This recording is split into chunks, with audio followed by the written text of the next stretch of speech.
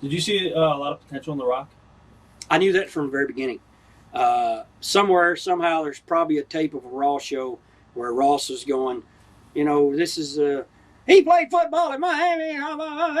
Who gives a shit about football at so and so? But anyway, he was Rookie of the Year, and I said because I'm looking for this is 3 months, and I'm looking for my protege, somebody who can fill my shoes, please. Huh. Anyway, I said, and I made that statement on TV. I said he's not only the Rookie of the Year, he's the only one here with any talent. Wow. What about Steve, was. What about Steve Austin? This Rocky kid, here's what he's got that WWF likes. Size. He's big, he looks good, and he can talk. Yeah. And he can work. He can work, and he can talk.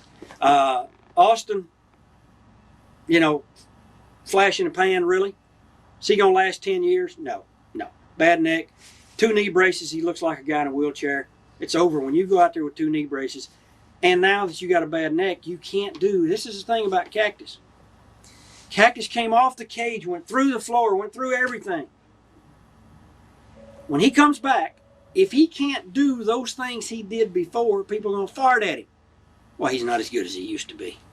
See, you can never box yourself in to that kind of a corner. He painted himself in a corner now. So with Austin. Austin's 2 leg braces, hurt neck. He can't do the things he used to do. But this kid, Rocky, I'd like to be around those. Now, that's going to be some egos right there. Well, they got to do WrestleMania. Yeah, now who's going to do the job for who? Rocky's a big movie star, too. Hunter Hearst Helmsley, he's a big star. Who's going to do the job? Austin's a big star. That's going to be Vince McMahon. Vince has got them guys right where he wants them. What a power! What a power struggle! It's going to be Shawn and Bret all over again. Oh, of course. Speaking of that, what are your thoughts on that whole situation of Survivor Series and the one thing in this business that I missed, and I left the building, and I was sitting no further than you and I were. We were on the same bench. There was Jim Neihart. We were in like it's a hockey locker room, right. And there's a bench type thing, cabinets with a locker. There was Neihart, Davey, Brett, me, Rick Rude across the way, Ron Simmons, a couple more people down through there. Cactus was back in the back, and Paul Bearer was over on the other side. I went there that day. They had nothing for me. Bruce Pritchard had come along and said, we got to come up with some way to get some publicity on the Honky Tonk Man. I said, try to put me on fucking TV. It might help. But anyway, the cameras are following Brett around and then all this. That had been going on for about 6 months, 6 weeks, 8 weeks, 2 months or something. What a boring video that would have been to follow. Brett's expressionless, nice. Brett and I are friends and everything. Expressionless, blah, blah, blah, blah. Who wants to hear Bret Hart's story for a documentary? These camera people, this producer and director, they were lucky. They got some really great footage to make a good show. The last 45 minutes the tape was rolling. I knew when I left, coming to Montreal, my wife once again asked me, she said, what do you think Bret Hart's going to do? You think he's going to do that job for Shawn Michaels? I said, no way. No way is Bret Hart going to do the job for Shawn Michaels. Bret's not going to do the job for anybody, much less Shawn Michaels, because they hate each other. Now, just a month before that, they'd been down on the floor at the Hartford Civic Center, fighting, scratching, pulling each other's hair out. So there'd been a vicious fight just 4 weeks prior to that. But that night, I was finished, had nothing to do. After I gave Pritchard my thought on television, I got in a cab and went back to the hotel. Missed the whole damn thing. And I was right there. I could have been there watching McMahon get the hell knocked out of him. Did Bret hit him? Yeah. Rude told me about it the next day. He said, you ain't going to believe what happened. I said, well, Bret Hart beat the shit out of McMahon. I said, oh, he didn't. Yeah, he did. He said, I was there. He said, they screwed him in the finish. He told me the whole story. I said, holy shit. Yeah, he whacked him. How close are you with your nephew, Brian Christopher? Never close at all. He was a small child when I was in Memphis breaking in. He was never around his father at all. His dad disowned those children and his first wife, the mother of those children, and never had anything to do with them, never brought them around, nothing. So I don't, other than somebody probably telling Brian that we're related, Right. doesn't mean anything to him. Was there any heat between you and He's Lawler? good talent, though. The kid's good talent. Awesome. He's awesome. Good talent. Nice. He's just too small. Once again, small guy, and living in the shadow of his old man. He'll never do anything there as long as his old man's there, because his old man's always, oh man, why'd you do that? Look at Brian out here. Brian shows up late one time for a Raw, and back then they were fining everybody $100 or something, $100 for being late. He shows up like 2 minutes late. Lawler goes right over to Arnold Skol and tells Arnold, says, look, Arnold, he's late, find him. Find the bastard, find him, he's late. I thought, here you are, you're his father, and you're saying this out loud in front of everybody for him to get fined. If I'd have been a kid, I'd have pulled him back in the back, kicked him in the ass. Right. Because a kid could beat the shit out of the old man. Was there any heat between you and Lawler when you stepped in as Jim Ross's partner?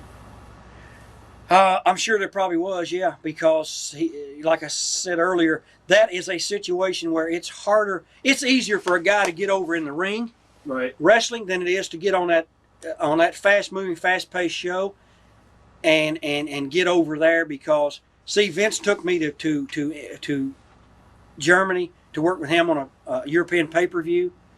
Didn't take Ross, didn't take Lawler, it took me. Vince, I went. I flew over there on the Concorde with the production crew and everybody, and we did that show. Vince was using me a lot on the commentary. Vince Russo was the one who was writing me off the commentary. When Vince left the commentary booth, I didn't get much commentary at all. When Jake Roberts was there and Jake was helping write TV, Jake would write me in to go do commentary. Vince Russo, as he got power, would write me out.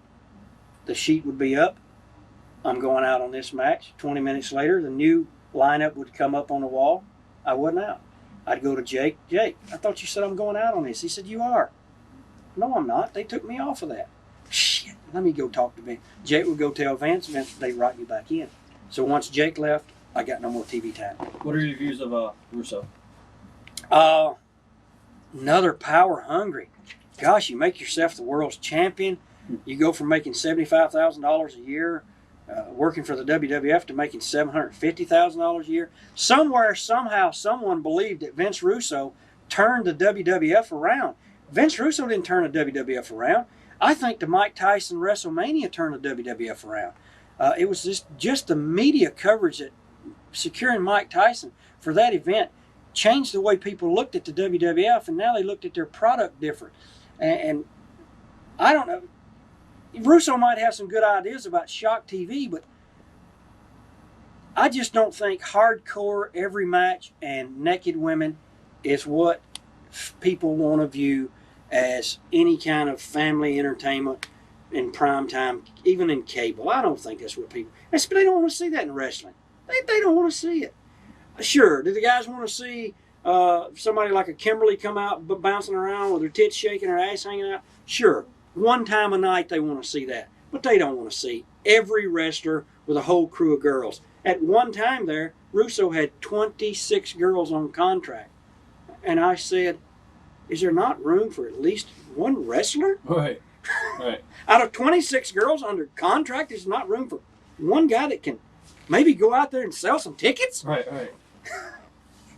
Was there any tension between you, Shawn, and Hunter at all? No.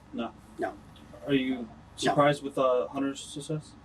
No, he was talented and very talented. His interviews have come a long, long ways. I knew him when he was breaking in with Kowalski, because I'd go there and do independent shows. He was a terrorizer. Right. Always treated me with respect. And that's, to me, as an older guy in the business, being treated with respect is really all that matters. Is he caught up, and was he caught up in the Shawn Michaels little click thing? Yeah, but he was able to overcome it and has surpassed wherever Michaels might have been nowadays. Right. Good talent. Watch thousands of exclusive shoot interviews right now on TitleMatchNetwork.com.